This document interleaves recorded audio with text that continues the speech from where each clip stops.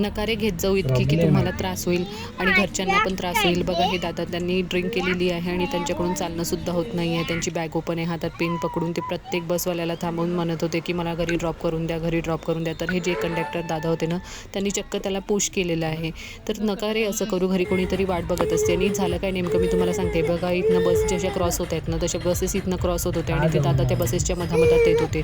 तर त्यांना जीवाला पण धोका होता आणि काही झालं असतं तर ते बसेसवाल्यांच्या पण म्हणजे हे झालं असतं ना की बा तुमच्याच बसनी असं झालं. पण त्यांची चूक नव्हती बसवाल्यांची. हेच दादा प्रत्येक बसच्या मधामधात जायचे. तर घरी कोणीतरी काळजी करत असते तर तुम्ही असं नका करू. आणि हे एवढंच सांगायचं होतं मला. श्री स्वामी समर्थ. तर आता आम्ही बघा माझा चेहरा किती थकलेला दिसत आहे तुम्हाला. तर आम्ही प्रवास करून आलेलो होतो. खूप लाँग टूर होता आणि मी दिवसभर काहीच शूट केलेलं नव्हतं. त्याचं रिझन पण तसंच होतं. मला पण बरं वाटत नव्हतं आणि सहस्रांशूला पण बरं वाटत नव्हतं. पण आम्ही रात्री जेव्हा जेवण करायला चौधरी ढाब्यामध्ये गेलो, तेव्हा जेवण करायला गेल्यानंतर सहस्रांशूला तिथे ओमीट झाली इतक्या रात्री आणि होता संडे. तर संडेला रात्री सहस्रांशूला झाली ओमीट. तर त्याच्यामुळे मग आम्ही बाहेर आलो आणि बाहेर घेऊन सहस्रांशूला बसलो. चौधरी ढाब्याच्या तिथे कट्टा होता, तिथे घेऊन बसलो त्याला फ्रेश वाटेल असं.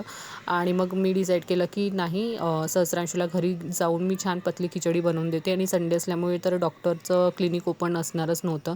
तर डॉक्टरची अपॉइंटमेंट आम्ही रात्रीचं मेसेजवर घेऊन ठेवलेली होती आणि सहस्रांशूच्या डॉक्टरांची, चाइल्ड स्पेशालिस्टची. आणि मग नंतर आम्ही काय केलं की मी इथनं पार्सल घेतलं आमच्या दोघांसाठी आणि सहस्रांशूला मग आम्ही म्हणजे घरी मी खिचडीच मांडून देणार होती.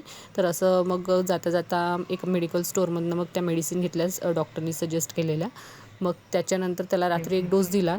तो थोडा फील बेटर झाला. आता ही मॉर्निंगची व्हिडिओ तुम्ही बघू शकता क्लिनिकमधली. तर आता त्याला बरं वाटत आहे. क्लिनिकमध्ये आल्यानंतर त्याला सगळं बरं वाटायला लागते, माहिती नाही कसं. तर ह्या क्लिनिकमध्ये मस्तपैकी खेळत होता टॉईजसोबत आणि डॉक्टरनी सांगितलं त्याला झालेलं आहे स्टमक फ्लू. तर कसं असते ना, छोटे मुलांना हे सगळं काही नॉर्मली होतच असते. वेदर चेंज झाला तर आता कसं पावसाळा सुरू झालेला आहे, पाण्यामध्ये बदल होतो आणि आजकाल पाणी पण खूप खराब येतं ना.